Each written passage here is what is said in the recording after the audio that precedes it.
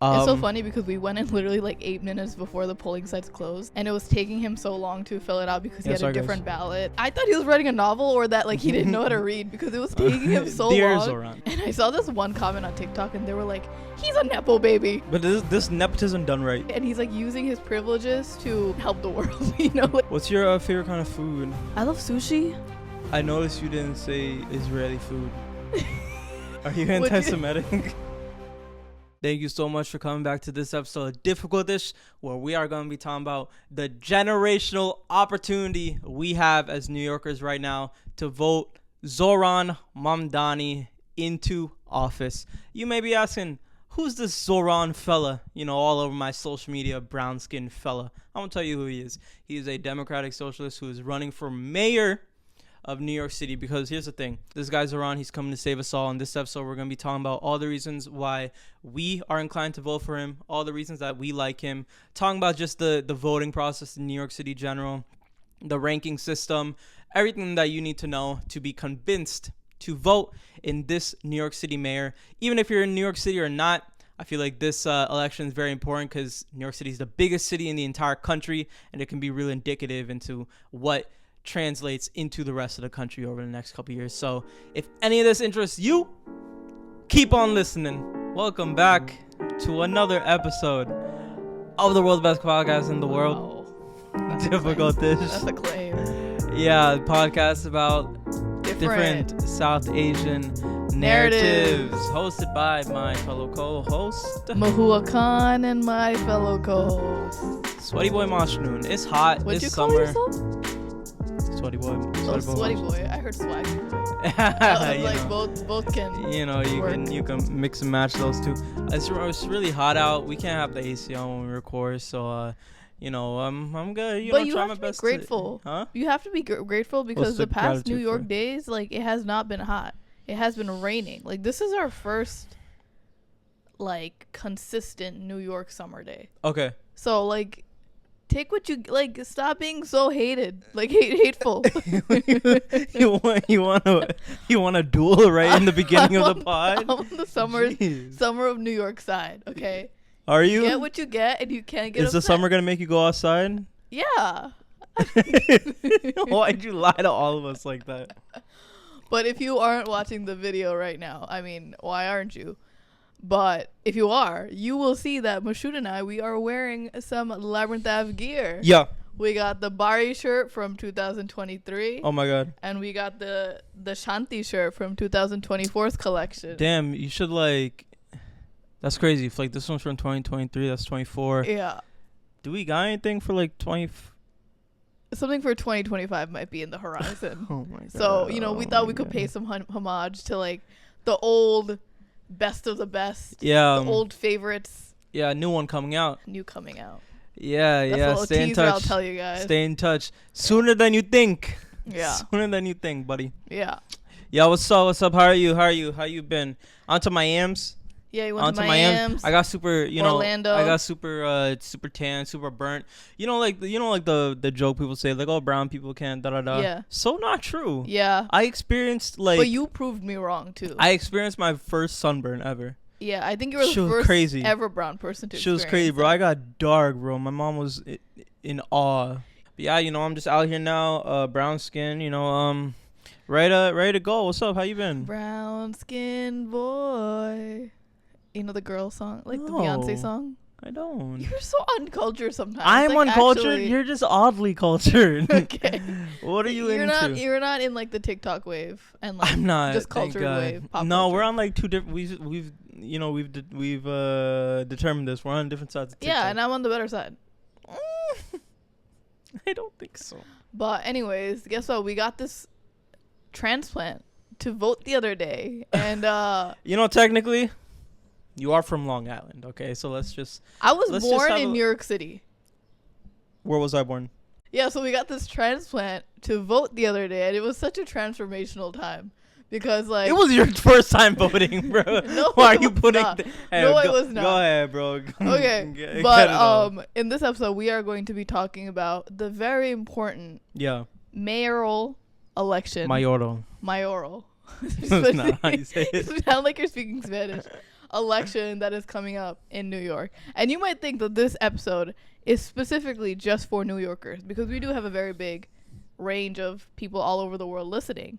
But you should also care, even if you're not a New Yorker. Yeah, facts. Right? Facts. So we are going to be talking about Mr. Zoron Mandani. Yeah, that boy. And just why we think that he should be the greatest politician, the next mayor of New York City. Wow. And just like our 2 cents on it, because I feel like it's really important for us to spread awareness with our platform, but also just talk about some of these things that might be taboo and not as accessible to everyone. And make it a little bit more easier for you guys, as we learn too. And I think it's important for like people that are outside New York too, because like New York City is the biggest city in the country, biggest city in the world. Yeah. But also the biggest city in the country. Mm-hmm. So a big part of like what happens in New York City, like it doesn't dictate what happens in the country, but like people take notice. Yeah. Like from all across the country, what's going on in New York. So if we end up electing a Democratic Socialist into like the mayor position in New York City, it could really send shockwaves into like the whole country, mm-hmm. and it could really push a lot more Democratic Socialists mm-hmm. in big cities to it's like a ripple effect. overpower a lot of the Republicans in office. So yeah, that's why we want to talk about this with our little research and just like our 2 cents on little preface.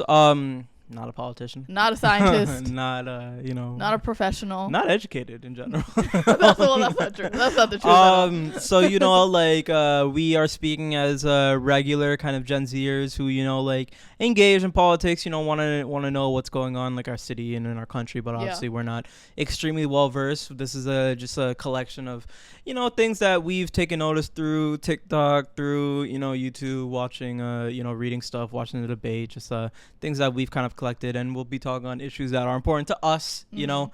We are saying that we are not professionals, and we have looked at all the campaigns and like the debates and all like his videos for the TikTok and this and that.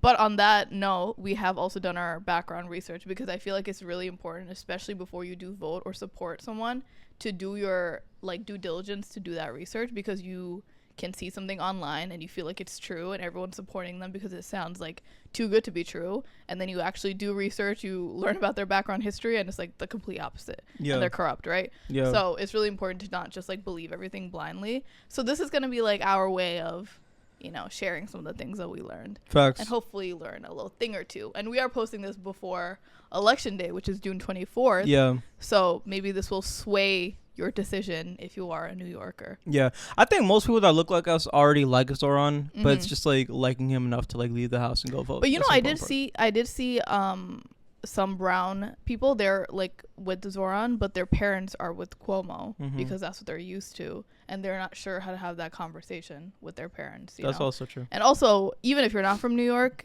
this might feel like it doesn't relate to you, but this will show you that these smaller type of elections that aren't just like the presidential elections do have a big part in like the bigger picture. Yeah. So this will maybe help you decide if you want to take part in your city's like mayoral election later on in the future. Yeah. Yeah. But anyway. Yeah, what's up? We just voted. How do you feel? Yeah, I feel good. First time voting. I voted. First time voting in your life? No, I voted for Orlando. Oh, okay. Not mayor, but they were having just like a city council kind of positions, and I voted in that twice before, and I voted for president like twice, 3 times. How many times been? I don't know. What was the first? Our first time voting was for was Biden. Yeah. In 2016, I voted for him then. And I feel good. I think I always fell into the trap of like, oh, I'm just one person. There's gazillions out there. What kind of power do I have? I fall into that trap quite often. But I feel like, especially you living in a southern state in a red zone city, you would have the power to overturn. Yeah. Florida is very important to vote. Yeah. I think there was one year, like 2004 or 2008 or something, where like the election, I forgot who it was, I should look this up, but like the final vote came down to like Florida like being swayed blue or red, and I think it was like a 5,000 vote difference, and that ended up electing like the president, who was like a Republican. I think it was 2004. I think it's what makes you feel good is like you feel good for like the person that you're voting for. Like these years where as Democrats, we voted for Biden and no one's really loved Biden. We just kind of go and we're just, okay, we're voting in the hopes of like Trump not getting in office. Like we're not voting because we love Biden. We're voting so Trump doesn't get in there. But I think this was like my first time voting where I'm just like, man, I really hope like I am like the outlier and that like it's like 50-50 between like Cuomo and Zoron, and like I am like the one vote that like made it like you know, something like that, because like I actually really want him to win and like I'm not voting to vote against Cuomo. Yo, so how do you feel? I feel good. I haven't voted in this type of election before, and this is my first time since I've moved out that I've been able to vote, because it's been such a process to try to change my address and it took such a long time.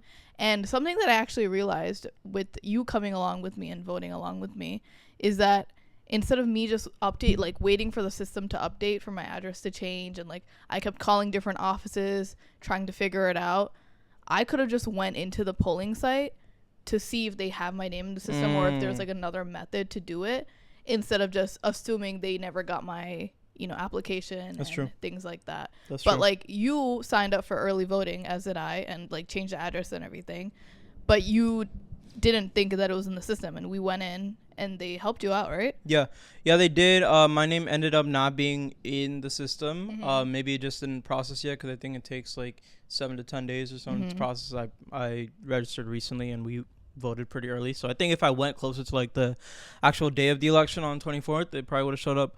But I went early and didn't show up. But they let me fill out like an affidavit vote form where like my vote would be like sent out like early to, like for like physical counting, and it would be like counted like that rather than just like me doing it electronically right then. It's so funny because we went in literally like 8 minutes before the polling sites closed, and we were the last ones in there. And it was taking him so long to fill it out because he had a different ballot, and it wasn't electronic. I thought he was writing a novel, or that like he didn't know how to read, because it was taking him so Dear long. Zoran. And I hope. Dear Zoran, I vote for you because, and then literally at 8:00 they were like, okay, voting is closed, like doors are closing, and we were still the last ones in there. So everyone was just like waiting on him to do it. Sorry, guys. And then you could tell that like once we were done and we were walking out, like, all right, guys, wrap it up. Wrap it up. Everyone had like a sigh of relief. They were so happy that they could finally go home. Sorry, guys. But I do admit that like they were very supportive and helpful with the way that they were trying to give you like, a chance to participate. And they said 3 to 4 weeks they would give you a decision with the council if it got accepted. Yeah. But it was so nice and wholesome, because right when we walked in, we saw like a bunch of brown immigrant uncles just helping around. It looked like they were volunteers or working the site. But they were giving us the directions. There was translations everywhere. So I feel like it could be overwhelming for a lot of people who maybe have never voted before, don't know how the process is, maybe doesn't know English well. But there are so many different ways to make it more accessible now, which I really liked. Yeah, they made it real easy. Yeah, made it real easy for the people. If English isn't your best language, whatnot. Super easy, super duper easy. Everyone was very nice, not intimidating, and it was a good time, man. It took less than like 5 minutes. It took like 5 minutes. Like you have no excuse if you don't go. Have to, do such extra things, but yeah, man, good time. Yeah, you definitely wrote like an essay on there. Yeah, sorry. So what'd you vote for? Let us know. Yeah, let us know. Come on. I want to let you know that like I posted a TikTok video of us voting. Yeah. And I was like, guess who we voted for? Yeah. Like literally tagging Zoran, and like we wrote about it in the comments, and someone was like, I think you voted for Cuomo. Yeah. And I'm like, you thought wrong. How they know? Y'all got me. I want to talk a little bit about Zoron Mandani. Okay. You want to talk a little bit about him, or should I start? Yeah, go ahead. All right. When's like the first time you saw his name? Oh, I'll tell you. Okay. So the first time that I saw his name was a couple of months ago. He did, I think it was one of the first times, he did a video with the Subway hot taker guy. What's his name? Yeah, Kareem. Kareem. And he made a video with him, and they went in a taxi together in New York City, and they were just driving through town, and he was talking about how he did like a taxi medallion hunger strike with some of the taxi drivers who were protesting back in the 2010s, or I believe in the 2010s somewhere, where they were protesting against the huge loan that a lot of them had to take out, and they were in debt because of it. Yeah. And so in this taxi video, they were talking with the driver and then also Zoron, and he was saying how he did a 15-day hunger strike with these people just to like fight with them. And that meant so much to me because if you guys didn't know, my dad has been driving taxi for over 30 years in New York City. And although he wasn't a part of this protest, he was greatly impacted by all of the loans and like debt and things like that, especially if you are like a medallion driver. So that just like meant so much to me because I haven't really seen a politician that like talked their talk but actually acted it too, you know, because a lot of politicians are like, oh, we'll help with this, we'll fund this, we'll do this and that, but they're not really like participating in the actual nitty-gritty part of that, you know. What was that? Sorry. I'm so sorry. No, please, no. No. Yeah, I think I saw him for the first time when like he first announced that he was running for mayor. I think he did like an interview with Mehdi Hassan. You know Mehdi Hassan? I don't think so. He's I do. Yeah, he did like an interview with him.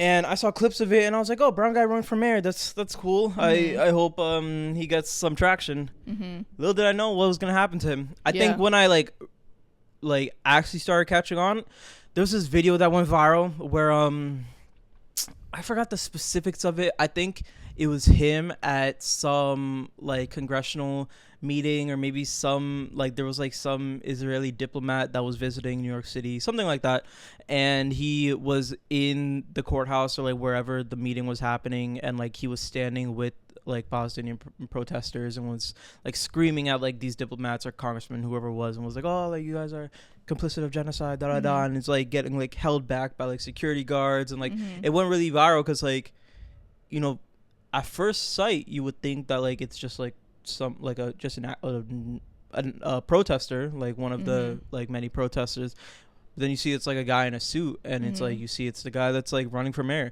So it's crazy that you see like someone running for mayor doing something like that. And I also think that like there are a lot of politicians who, even if they are not on the side of Israel and on the side of this, they're still gonna act like that to get public votes and look good in the public eye, because you know the US is funding Israel, right? And the fact that even when he is running for mayor and he has so much on the line and he's still so active with his views and so public about it, I think that is what sets him apart from everyone.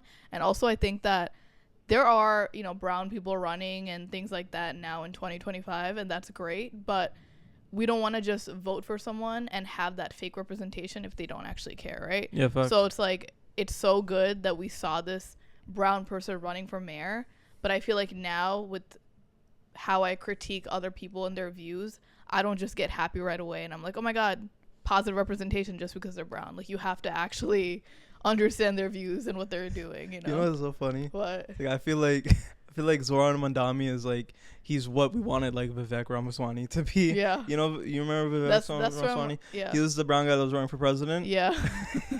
What happened to him?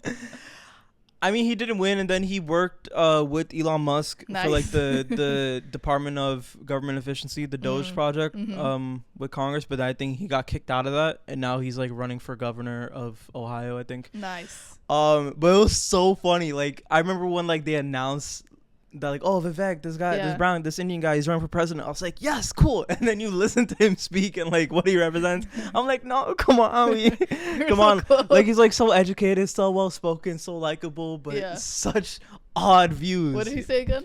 He was like the most right wing of right wing. Oh, like nice. Extremely right wing. Yeah. And so yeah, it's funny. Like, I think after that is when I like paused on like the excitement of seeing like brown representation in like politics or like government or whatnot. So when I saw Zoran and like saw what he was like standing for, and like him like being proud to use the terms like democratic socialist, like I think I think it's amazing, man. I think it's someone that we got to get behind. I think one thing that like is interesting is like the fact that he's getting behind like using the terms democratic socialism. I think we're in a good time now because like the term is a lot more understood. You know, I feel like socialism was like always like a slur. It was always like oh, you're a socialist, you're a socialist, you want the government to control everything. But I think now, because there are people that are just like more educated in it, that are able to like articulate what socialism is, I think it is so much more consumable, and it's so much more understood. And I think that's why like he has a big chance in winning, is because like the message that it comes from Bernie. Like I've heard him say that like Bernie's like his biggest inspiration, and also he's endorsing him now. Yeah, so it's crazy that Bernie endorsed him. But I think like this sort of ideology, it's like I feel like we have a generational opportunity with Zoron Mandani. It's like this is like the fact that you have someone who's this likable, who's this on point, who's this educated, who is so close to winning. Like the city cannot fumble this. And I feel like, for some background for people who might not know or who might not be from New York, like he is originally from Uganda and he's also Indian, and he moved to New York when he was, I think, 7. He lives in Astoria, and his mom is a filmmaker, a very big filmmaker, and his dad is an anthropologist and a professor at Columbia, right? And I saw this one comment on TikTok, and they were like, he's a nepo baby. And people were like, but this nepotism done right. Yeah, it's nepotism that's done right, and he's like using his privileges to move forward and help the world. Like he's not like stealing everyone's money. A nepo baby. Thank God he's a nepo baby. And it's also like, how's that a bad thing that he's and he's not even using his parents to like get ahead in society. Like this is him genuinely caring and like getting to the top of the mayor because he has the right views. Like right? I heard that his mom is like canvassing for him, like going like door to door in like apartments in the Bronx, saying like, oh, vote for da da da, and then in the end she'll be like, that's my son, by the way. Oh, so it's crazy that like you have this like successful woman that like who's his mother, but she's going to door. But also, it's so important to have liberal arts parents. Because the fact that he had this influence growing up with his dad being an anthropologist, his mom being in the arts, like it gives you emotional capacity, right? And I feel like growing up, I've had so many qualms with being in the arts, and like people always discouraged it, and people always thought that it was lower than the maths and the sciences. But like being in the arts and being able to creatively find solutions to problems, it gives you a form of like emotional capacity that people who only care about the math and sciences don't know of, right? It gives you empathy, and it gives you like just understanding of the world outside of just like logistics, you know? And I think that's what sets him apart. And I also saw this one video of this a creator who's a little bit bigger, and she was talking about how she has known Zoron since like 2004 or something. And people were like, oh, people see him as him running for mayor and him canvassing and things like that. But he did this when he was like 12, and he was running against her in elementary school. It was like maybe late elementary school. He was running against her for president, and so both of them had like speeches that they had to give, and he beat her. So she was talking about how this was like in his bones, in his veins from way before, and that this isn't like anything new. Like anyone who grew up with him knew that this was his legacy, right? And I also saw that he, in his past life, like before he ran for mayor, he was a housing counselor where he helped people in Queens, low income people of color, with staying in their homes and not getting evicted. And I feel like what I said before about him talking the talk and actually walking the walk with the taxi drivers and doing the hunger strike with them, like he actually has like action with his words, the fact that he's helping these people stay in their homes, not get evicted, because again, immigrants make up New York City, and sometimes they don't have like the knowledge or the language to like advocate for themselves. So the fact that he was helping them before, and now he's bringing that work into him running for mayor, so I feel like that just, it says so much. Like who doesn't want a little rent freeze? What's crazy? I remember it was like his first debate where like they started off the debate asking how much like everyone like where everyone lives and like how much everyone pays, and everyone's like, I pay 7 bands for my condo. Cuomo said 7,200. I pay 4 bands for my high rise. He was like, I got 1 bedroom in Astoria for 2,300. Also, that's something real. That made me like him so much was like when people were asking him what are your favorite restaurants, he was like, yeah, hello, Boishaki in Astoria. He was talking about Bangladeshi and like Egyptian restaurants and like actually cultured foods. Yeah, facts. And you can see that he's like bred here, not born, but bred here. Yeah. And it's just like, it's so representative of what New York is, like, again, built on immigrants and like all of the food that me and you always preach and love and talk about because it's like in our family history. Whereas like that's a part of New York's history and is so important to talk about those like smaller businesses that don't get talked about. But whereas like if someone else that's running, they're gonna say probably like a more fast, like bigger chain. Yeah, you know? Yeah. So that just made me feel so happy. So there have been people in politics that, you know, Gen Z has like always loved. Like people love Bernie, people love AOC. But AOC also endorsed him, by the way. But it seems like this guy has like an actual chance to like win something. So like, what do you think is the difference with him compared to like other people who like, you know, I've gotten to like places of power, but you know, are AOC. There's so many people that hate AOC. It's actually so sad how many people hate AOC. I think his campaigning has been really good, and something that sets him apart is not only he talks the talk and he walks the walk. He's a very actionable person. But I think he's very likable as well because he goes to these Bangladeshi areas or these very Puerto Rican areas and he's relating to the people. He's talking to them about things that they care about, which is like, you know, making New York more affordable or the rent freeze or free buses or whatever it is. And then on top of that, he's doing his part to either speak in Spanish or speak in Hindi or Bangla to make it more like translated to the people that make up New York. And I feel like a lot of politicians don't go that extra mile to make it more accessible, you know? So I feel like the small act of him learning a few lines to make the video more educational is actually setting him apart because it's reaching a wider audience and it shows that he's educated and that he actually cares. And if he's doing this part to make it more accessible for people to just like learn about voting and him, like that shows that he's probably going to do more once he's actually in office, you know? So I feel like his campaigning has been really good. And also what I really liked is that in comparison to Cuomo, who has been in office before, who gets money from like the Republican parties and huge like donor amounts, he's not getting any of that funding from them. And it's mostly like public's donors based, right? So that just shows that his moral interests are more grounded and like connected to us, the regular people. Yeah. But what do you think it is? I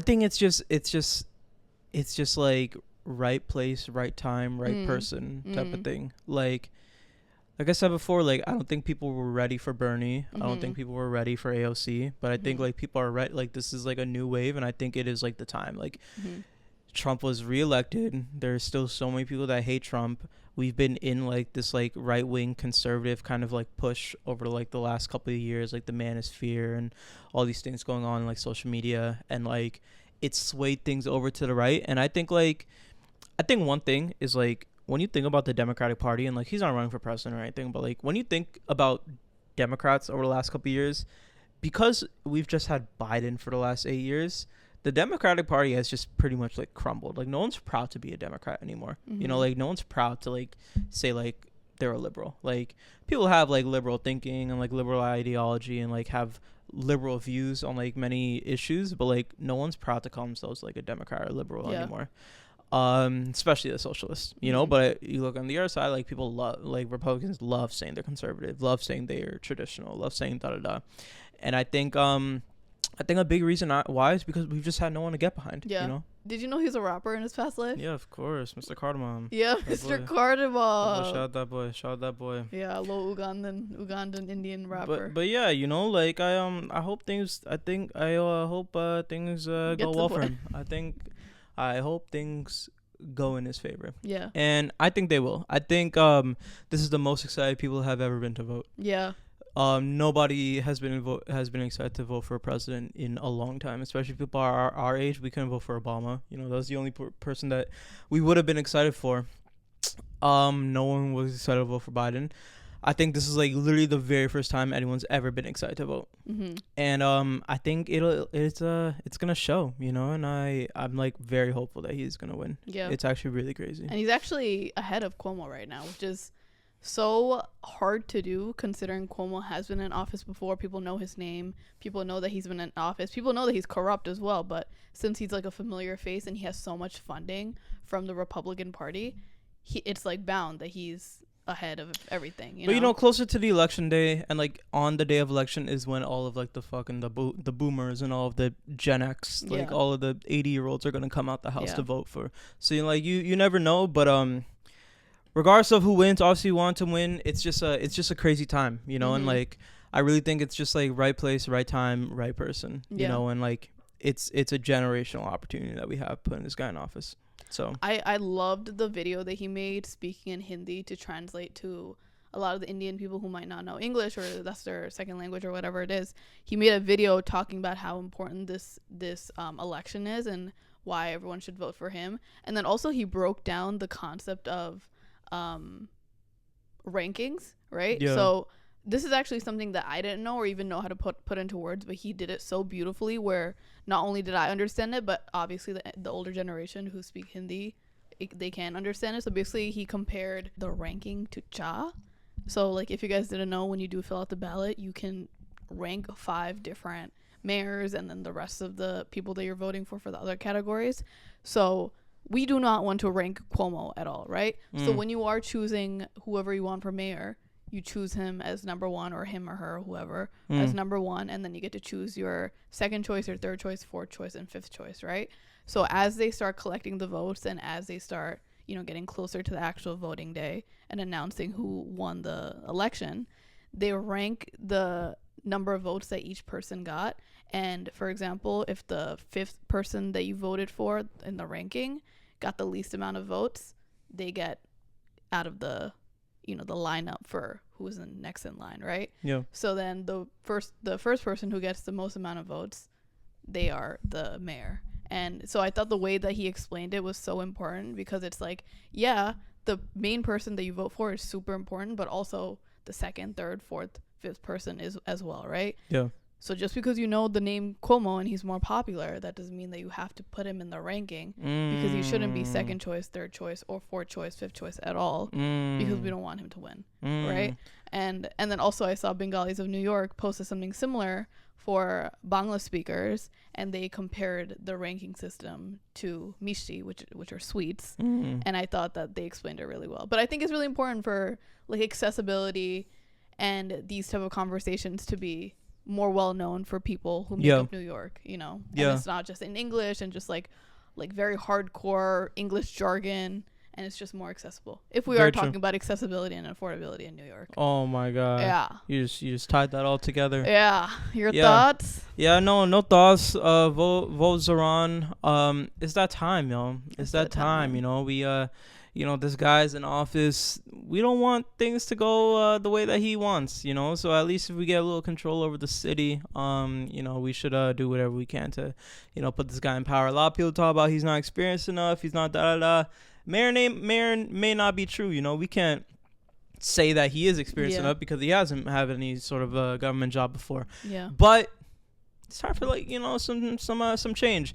And I think any person who can go through the amount of heat that he's already been through, they are more than capable of running the city, you know, because he's probably just gone through so much, and like he got it out the mud, bro. Like he started this campaign from nothing, you know, and now he's like the front runner. That's not easy to do. Full grassroots, no super funding from nothing. No, like he got parents with money, but they're not in government, you know. He don't got no connections like that. He just kind of came out where he was working in the city, but you know, like a full grassroots, you know, he made it to the top. So and it's also like if we had Trump in office, Cuomo in office, and they've disappointed us so many times. We saw all the chaos that they have created for the country and the city. Multiple allegations have been in jail. And I love the debate that Cuomo and Mamdani and the bunch of the other people running had, because Cuomo was ripped apart. Mamdani really put him in his place by saying, at least I didn't cut off Medicare, right? Medicaid for everyone. At least I don't have allegations against me. At least the whole city doesn't hate me. And I loved at the end where Mamdani was like, and by the way, my name is pronounced Mamdani with an M and an N at the end, right?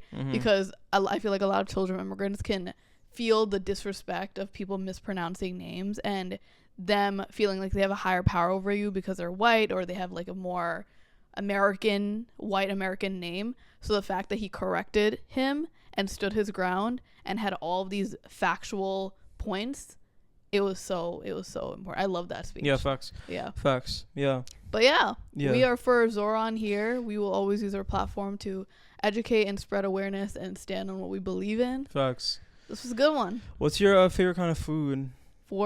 Just in general. I love sushi. I noticed you didn't say Israeli food. Are you anti-Semitic? Are you anti-Semitic? I didn't know where that was going, but I noticed that was good. You didn't say shawarma is your favorite Israeli food. Yeah, I didn't think you were going to go in that direction. My favorite Israeli food is between shawarma and hummus. Shawarma and hummus and falafel. Crazy. Thank you so much. If you guys didn't know, that was a joke, by the way. Okay. Yeah, do we need 10-second advice? I don't know. Vote for Zoron. Give some 10-second advice. Wear some linen.